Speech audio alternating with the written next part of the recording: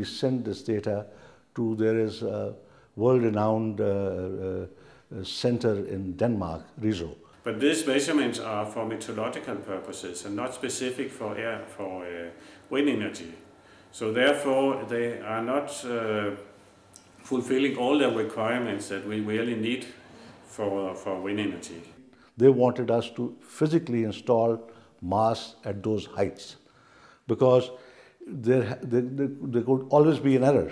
So we don't have a long-term statistics. So we can only estimate the wind energy based on a few years of measurements, which is not really enough to know how it is going to develop over 20 years. These issues were serious ones. If the potential in this area had to be exploited, then these issues had to be resolved. Pakistan came up with a plan: wind risk guarantee. We have taken the wind risk, saying that this wind is available to all investors. That means that if the wind speed for a given year is lower than the benchmark wind speed, then the Pakistani government will pay the difference between what would have been produced at this wind speed and actually what has been produced.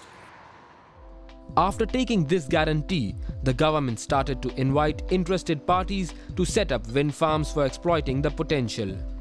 The wind risk guarantee proved to be successful. Gradually, companies started to come in. Letters of intent started to get issued.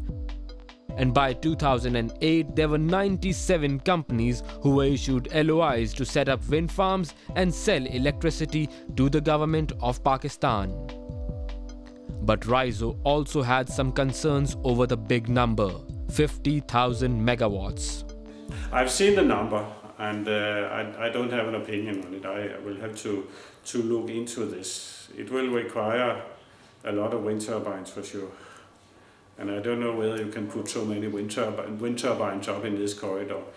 You know, sometimes you have to exaggerate. I mean, to get the people get into this kind of business. Otherwise, it would have been very difficult if you had just told them there's only 2,000 megawatts available. Apart from large wind systems which can be connected to the grid, there are small wind turbines that can be used independently of the electricity grid to power individual homes, farms, etc. Keeping this in view, the PCRET and AEDB started with the individual rural electrification programs using micro wind turbines. We have installed 136 different wind turbines of different sizes, starting from half a kilowatt to 10 kilowatt. We visited some of the villages electrified by PCRET. One of the villages to be electrified through the village electrification program of the government of Pakistan is the Gul Muhammad Goat. 23 wind turbines were installed over here, with each having a capacity of 500 watts. This was done in the year 2005. At the moment, some of these turbines are functional and some are not. एक घर में मिट्टी का तेल अगर हम लोग जलाएं तो जो बावर्ची खाना जहाँ खाना पकता है जो इस घर के अंदर तकरीबन 40 से 45% सिर्फ मिट्टी का तेल के ऊपर चले जाता है। जब ये लगता है तो वो पैसा में नहीं लगता है। तो आप अंदाज़ा करो एक दिन अगर फी दिन 45 रुपये लगे एक रात को तो मैंने कितना बन रहा है।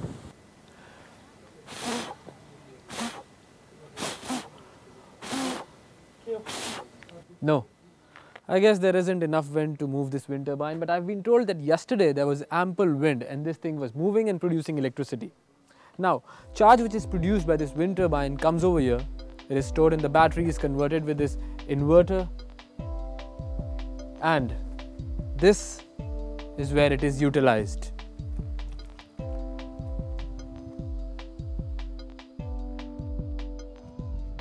The locals of such villages enter into a contract with PCRET, according to which they are responsible for the maintenance of these turbines. But the local villagers could not do it. We had similar observations for Got Allah Banu and Mubarak village. The main problems were the cost of the turbines and their maintenance. बाकी इसमें 3 चल रहे हैं, एक बड़ा जो है उसको 6 किलोवाट का, तो 50-60 घरों को चला था, उसका बैटरी डाउन खत्म हो गया। तो हमारे पास इतना वसाइल नहीं है उनके पास कि हम लोग उसको खरीद सकें। Millions of rupees were spent on such projects by AEDB and PCRET, and to date, the maintenance issue is still there. For the high cost of turbines, they say that the government should provide subsidy. Energy is a subsidy, has been subsidized all over the world. All type of the energies are subsidized. It is not only the renewable, but in fact, renewable is not being subsidized, and that's a big issue. If you give the same subsidy to renewables, even today they are the cost effective.